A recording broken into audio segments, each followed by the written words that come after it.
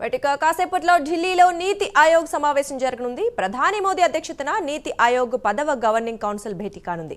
వికసిత రాజ్య వికసిత భారత్ థీమ్తో ఈ సమావేశం నిర్వహిస్తున్నారు. ఈ సమావేశంలో అన్ని రాష్ట్రాల ముఖ్యమంత్రులు, కేంద్ర మంత్రులు పాల్గొనున్నారు. రాష్ట్రాల అభివృద్ధికి కేంద్రం అందించాల్సిన సహాయ సహకారాలపై సమావేశంలో ముఖ్యమంత్రులు తమ అభిప్రాయాలను వెల్లడించనున్నారు. తెలంగాణ రైజింగ్ 2047 విజన్ను సీఎం రేవంత్ ఆవిష్కరించనున్నారు. తెలంగాణ లక్ష్యాలు, పాలసీలు, సుపరిపాలనపై నివేదిక సమర్పించనున్నారు. ఇదే విషయానికి సంబంధించి మరింత సమాచారం మా నేషనల్ బ్యూరో చీఫ్ కళ అందిస్తారు. కళ, చెప్పండి. దుర్గా, దాదాపు కొద్దిసేపట్లో ఢిల్లీలో నీతి ఆయోగ్ సమావేశం జరగనుంది. ప్రధాని నరేంద్ర మోదీ అధ్యక్షతన ఈ సమావేశం 10వ గవర్నింగ్ కౌన్సిలింగ్ భేటీ కొద్దిసేపట్లో ప్రారంభం కాబోతుంది. అన్ని రాష్ట్రాల ముఖ్యమంత్రులకి ఈ సమావేశానికి ఆహ్వానము వెళ్ళింది. అయితే ఇప్పటికే అందరూ కూడా నిన్న రాత్రికి ఇక్కడికి ఢిల్లీకి చేరుకోవడం జరిగింది. అయితే ఏపీ సీఎం నారా చంద్రబాబు నాయుడు 2 రోజుల పర్యటన నిమిత్తం ఇక్కడికి చేరుకోవడం జరిగింది. నిన్న రాత్రి తెలంగాణ సీఎం రేవంత్ రెడ్డి కూడా ఇక్కడ ఢిల్లీకి చేరుకోవడం జరిగింది. అయితే ఇక్కడ ముఖ్యంగా ఏదైతే మనకు నీతి ఆయోగ్ లో జరిగేటటువంటి 10వ గవర్నింగ్ కౌన్సిల్ భేటీ మాత్రం చాలా కీలకంగా 2 రాష్ట్రాలకు సంబంధించినటువంటి అభివృద్ధి దిశగా ఏ విధంగా ముందుకు వెళ్తుందన్నటువంటిది ఒక ప్రజెంటేషన్ ఇక్కడ ఇవ్వనున్నారు. అయితే ముఖ్యంగా ఇక్కడ ఆంధ్రప్రదేశ్ కి సంబంధించినటువంటి ముఖ్యమంత్రులు తర్వాత ఇక్కడ తెలంగాణ ముఖ్యమంత్రి కూడా ఈ పవర్ ప్రెజెంటేషన్ లో పాల్గొన్నారు. తెలంగాణ రైజింగ్ 2047 విజన్ ను ఆవిష్కరిస్తున్నాడు సీఎం రేవంత్ రెడ్డి. తర్వాత తెలంగాణ లక్ష్యాలు, పాలసీలు, సుపరిపాలనపై పూర్తి నివేదిక సీఎం రేవంత్ రెడ్డి ఇవ్వనున్నారు. అయితే ఇక్కడ ఏదైతే మనకు నిన్న రాత్రి జరిగినటువంటి ప్రెస్ మీట్ లో కూడా నారా చంద్రబాబు నాయుడు కొన్ని కీలక అంశాలను కూడా ప్రస్తావించడం జరిగింది. ఒక విలేకరు అడిగినటువంటి ప్రశ్నకు రేపు ఇచ్చేటటువంటి ఏదైతే నీతి ఆయోగ్ లో జరిగేటటువంటి సమావేశంలో ఏ విధమైనటువంటి పవర్ ప్రజెంటేషన్ ఇవ్వనున్నారు అనేసి అడగడంతో రేపు చూస్తారు కదా, నేను ఇచ్చేటటువంటి పవర్ ప్రజెంటేషన్ ముందే లీక్ చేయనంటూ కూడా కొంత చమత్కరిస్తూ కూడా చెప్పడం జరిగింది. అంటే ముందుగానే ఆంధ్రప్రదేశ్ కి సంబంధించినటువంటి ఏదైతే విజన్ తో ముందుకు వెళ్తున్నటువంటి నారా చంద్రబాబు నాయుడు ఈ రోజు ఇచ్చేటటువంటి ఏదైతే పవర్ ప్రజెంటేషన్ ఏ విధంగా ఉండబోతుంది అన్నటువంటిది ఒక ఆసక్తికరమైనటువంటి అందరూ కూడా ఎదురు చూస్తున్నటువంటి అంశం.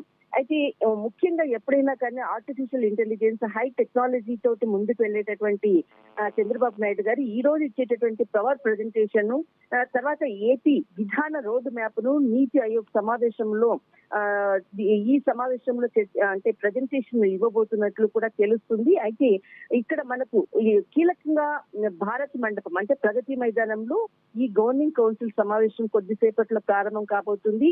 ఏపీకి సంబంధించినటువంటి విధాన రోడ్డు మ్యాప్, నీతి ఆయోగ్ సమావేశంలో తర్వాత పోలవరం ప్రాజెక్టుపై నెలకొన్న అంతరాష్ట్ర విధానాలపై కూడా ఈ సమావేశంలో కూడా చర్చకు తీసుకొని వస్తున్నట్లు కూడా తెలుస్తుంది. అయితే ప్రధాని స్వయంగా ఈ అంశంపై దృష్టి సారించాలనేది ఈ సమావేశంలో చాలా కీలకంగా కూడా చంద్రబాబు నాయుడు ఈ అంశాన్ని కూడా లేవనెత్తున్నట్లు తెలుస్తుంది. అయితే కొంత ఈ సోర్స్ వల్లని ఈ సమాచారం తెలిసింది.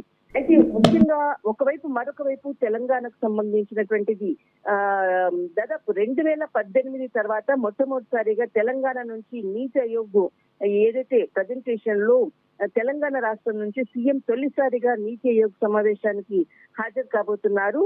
అయితే 2047 నాటికి సాధించాల్సినటువంటి లక్ష్యాలను, సుపరిపాలన తర్వాత ఢిల్లీలో ఏదైతే అంటే తెలంగాణ రాష్ట్ర అభివృద్ధి దిశగా ఏ విధంగా ముందుకు వెళ్తున్నటువంటి అనేక అంశాలను కూడా ఇక్కడ ప్రజెంటేషన్ తెలంగాణ సీఎం రేవంత్ రెడ్డి ఇక్కడ పవర్ ప్రజెంటేషన్ ఇవ్వనున్నారు. అయితే దీనికి సంబంధించినటువంటి వికసిత రాజ్యపథ్ 2047 ఎజెండాతో తర్వాత గవర్నర్ కౌన్సిల్ సమావేశంలో మొత్తం 2047 విజన్ ను ఆవిష్కరిస్తున్నాడు Revanth Reddy. IT, pharma organization Telangana వాటిలో మరింత వేగంగా ముందుకు పోయేందుకు చేపడుతున్న చర్యలను మొత్తాన్ని కూడా సీఎం రేవంత్ రెడ్డి ఈ సమావేశంలో వివరించున్నారు. దుర్గా, అయితే ఏపీ సీఎం చంద్రబాబు నాయుడు మరి అమరావతి పునఃప్రారంభం చేసిన సందర్భంగా మరి దీనికి సంబంధించి ఏమైనా అభివృద్ధి పనుల కోసం ఏమైనా అంశాలు లేవనెత్తే అవకాశం ఉందా? ఖచ్చితంగా నిన్న ఏదైతే ప్రెస్ మీట్ లో కూడా దాదాపు 7 కేంద్ర మంత్రులను కలిసిన సందర్భంలో ప్రతి అంశాన్ని కూడా అటు నిర్మలా సీతారామన్ ని కలిసినప్పుడు కానీ అమరావతి దిశగా వచ్చి అంటే ఏదైతే ప్రభుత్వం అంటే కేంద్ర ప్రభుత్వం ఇప్పటి వరకు ఇస్తున్నటువంటి నిధులను అనుకోవచ్చు, ప్రతి అంశాన్ని కూడా ప్రాజెక్టును చేపట్టాల్సినటువంటి వాటి నిధులను గురించి కానీ, తర్వాత రాజ్నాథ్ సింగ్ తో కానీ, తర్వాత అమిత్ షా గారితో కానీ మొత్తం అంతా కూడా ఎవరెవరిని కలిసినప్పుడు రాష్ట్రానికి కావలసినటువంటి నిధులపై, తర్వాత అభివృద్ధి దిశగా ఏ విధంగా ముందుకెళ్తుందంటే ప్రతి అంశాన్ని కూడా నేను వివరించడం జరిగింది. అయితే ఇక్కడ ఏదైతే మనకి ఈ రోజు జరిగేటటువంటి ప్రజెంటేషన్ లో మాత్రం నీతి ఆయోగ్ లో జరిగేటటువంటి సమావేశంలో మాత్రం ఖచ్చితంగా పోలవరానికి సంబంధించిన అంశాన్ని 27 లో మార్చి వరకు కూడా దీన్ని పూర్తి చేయాలి అన్నటువంటి నిన్న జరిగినటువంటి సమావేశంలో కూడా చెప్పడం జరిగింది. అదే అంశాన్ని ఈ రోజు కూడా అందరూ అంటే పోలవరం అన్నది ఒక జాతీయ ప్రాజెక్టు, అసలు ఒక ప్రెస్టీజ్ ఇష్యూగా దీన్ని తీసుకుని ముందుకు వెళ్తున్నాము, చాలా స్పీడ్ గా ఈ పనులన్నీ కూడా పూర్తి అవుతున్నాయి.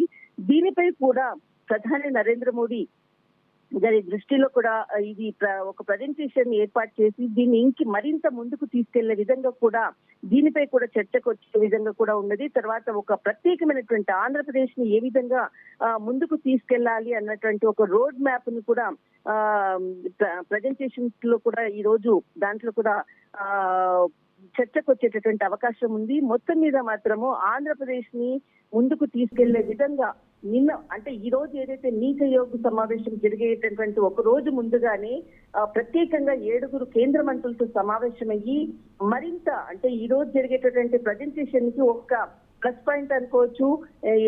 నిన్న జరిగినటువంటి సమావేశాలను అన్నిటినీ కూడా ఒక రోడ్ మ్యాప్ ని నిర్వహించి ఈ రోజు ప్రజెంటేషన్ లో మాత్రం ప్రత్యేకంగా దీనిపై చర్చించేటటువంటి అవకాశం కూడా ఉంది. దుర్గా, థ్యాంక్ యూ కళ.